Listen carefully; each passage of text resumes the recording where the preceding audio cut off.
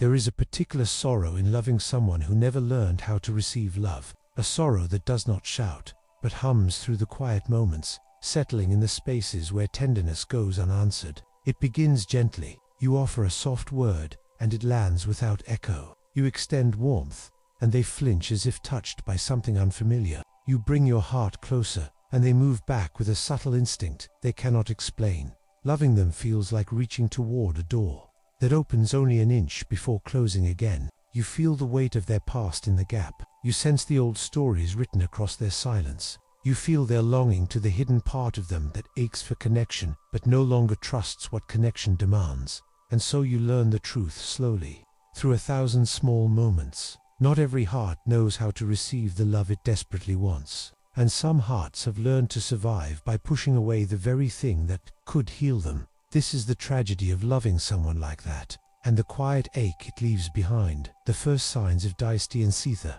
beginning is almost always subtle. You do not realize at first that the person you care for cannot let your love land. You assume their pauses are thoughtfulness, their distance is shyness, their quietness is depth. You interpret their hesitations as something tender, not something afraid. The first signs often appear in tiny moments. You tell them something sincere, and they respond with a joke. You step closer emotionally, and they change the subject. You give them a compliment, and they brush it aside as if it were an inconvenience. You try to meet their eyes during a vulnerable moment, and they look away too quickly, as though vulnerability is something they are not allowed to be seen inside. In the early days, you make excuses for them. You tell yourself they simply need time. You believe they are gentle souls learning how to trust you, and maybe that is true. But beneath that gentleness lives an instinct that has nothing to do with you, and everything to do with the past. As you love them more deeply, you begin to notice the pattern. They are fully present when you pull away, but uneasy when you move closer.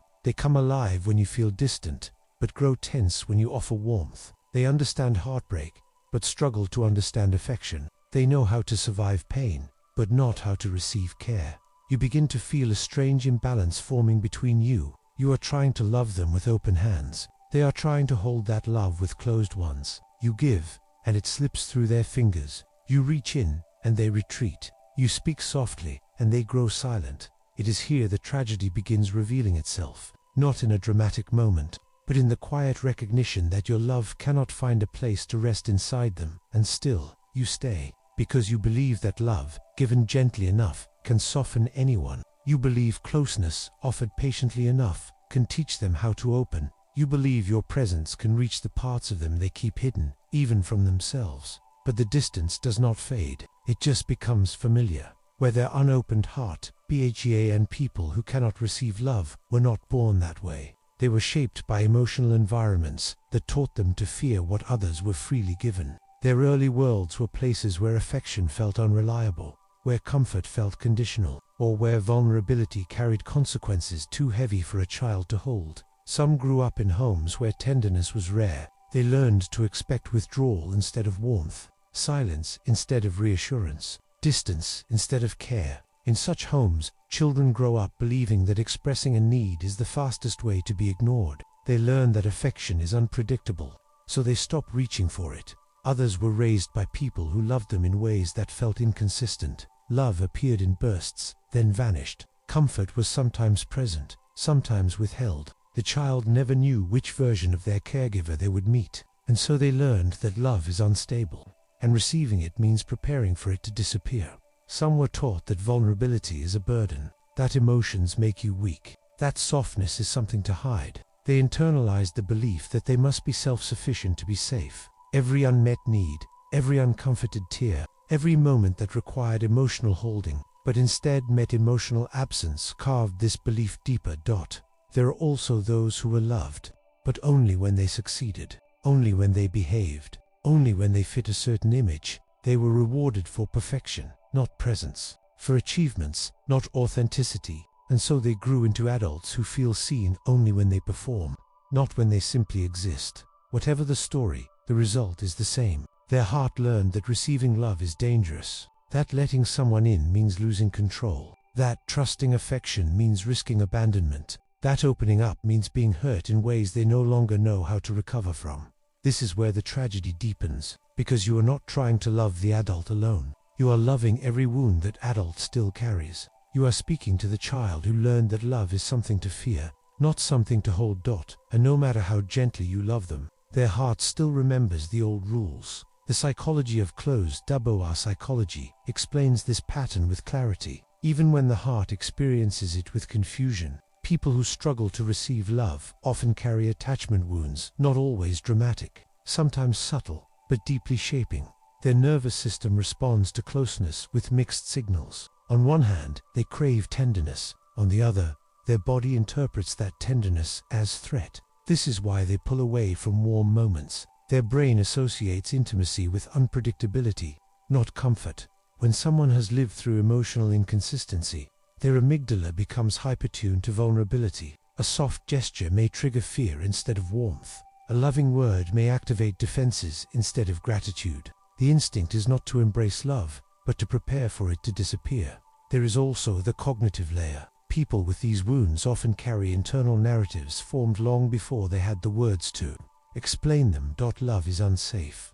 Affection will not last. If someone gets close, I will be abandoned. If I depend on someone, I will be disappointed. If someone loves me, they will eventually see I am unworthy. These beliefs sit beneath every romantic gesture, every moment of intimacy, every attempt you make to reach them. Their heart wants to move forward, but their mind pulls them back. Another layer is emotional self-protection. People who never learn to receive love become masters at deflecting it. They joke when you praise them. They minimize their needs. They hide their wounds. They downplay their longing. They apologize for taking up space. They tell you they are fine even when their voice trembles. This defense becomes a cycle. The more you try to love them, the more deeply their defenses activate. The closer you get, the more threatened their wounded nervous system feels. They are not rejecting you. They are rejecting the vulnerability love requires in their world. Self-protection has always felt safer than connection, and so love remains outside a door they keep locked. Even when they ache for someone to knock. The inner battle of the one who loves loving someone who cannot receive love creates a private conflict inside you, a conflict between your heart and your hope, a conflict between the softness you offer and the silence you receive. You begin to feel a quiet erosion inside yourself, a slow wearing down of your own emotional certainty. There is a point where you start to question your worth. You begin to wonder why your tenderness does not land, why your affection feels invisible, why your presence does not bring the closeness you imagined. Their distance becomes a mirror that reflects doubt back at you. You ask yourself questions you cannot answer. Am I asking for too much? Am I loving them incorrectly? Am I not enough for them to feel safe? Am I the reason they keep pulling away? You begin giving more than you should. You soften more than you can afford. You carry the emotional weight of two people. You offer understanding without receiving it in return. You hold space for their wounds, but no one holds space for yours. Their emotional unreadiness becomes your emotional responsibility. You become patient to the point of self-neglect. You become gentle to the point of self-. You love them the way you wish someone would love you in your moments of fear. But still, the connection remains lopsided. In your quietest moments, you feel a grief that has no clear shape. A grief for the relationship that could exist, but never will. A grief for the closeness you reach for but cannot touch. A grief for the version of them that might appear if they ever let your love in. You do not resent them. You simply feel the ache of loving someone who does not know how to love themselves enough to accept love from anyone else. The breaking point of the heart that keeps and every heart has a threshold. Even the gentlest ones, even the strongest ones, even the ones who believe love can heal anything.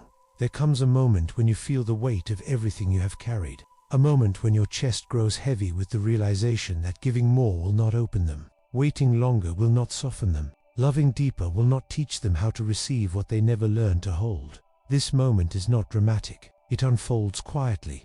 A silence that feels colder than usual. Conversation that confirms the distance will not shrink. Look that tells you they are still behind. A wall you cannot enter. You realize you are exhausted, not from loving them, but from loving them alone. You realize your heart aches in places love should not ache. You realize you have been pouring into a space that cannot contain what you give. This is the moment clarity arrives. Love is not the problem. Your heart is not the problem. Their wounds are not your responsibility to fix.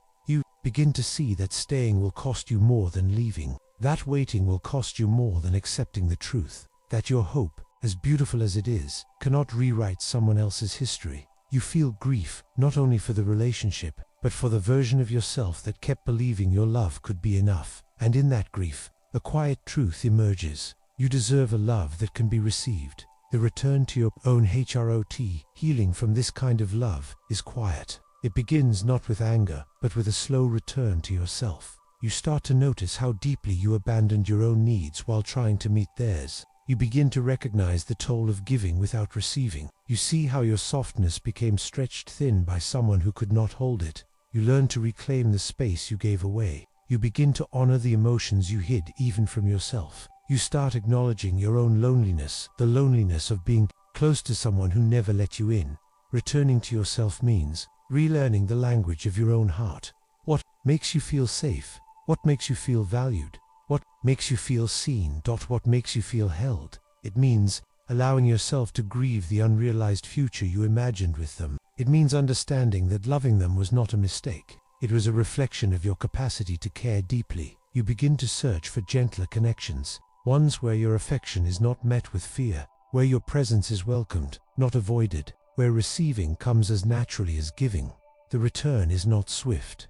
It is slow, but each step back toward yourself feels like exhaling after holding your breath for far too long. The quiet truth you carry for WID in the end.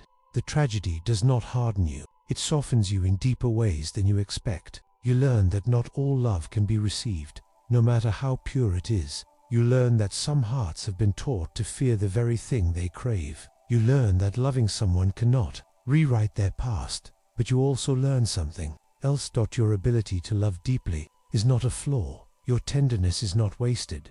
Your openness is not naive. The love you gave remains real, even if it was never fully held. It was a reflection of who you are, not a measurement of what they could offer. You carry forward a wisdom that settles gently. You cannot open a heart that is committed to staying closed. You cannot teach someone to receive love if they still believe they are unworthy of it.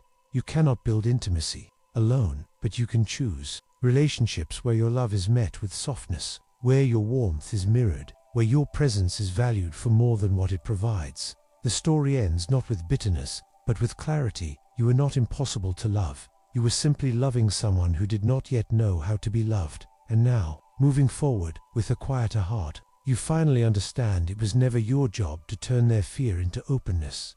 Your only task is to offer your heart to someone who reaches back.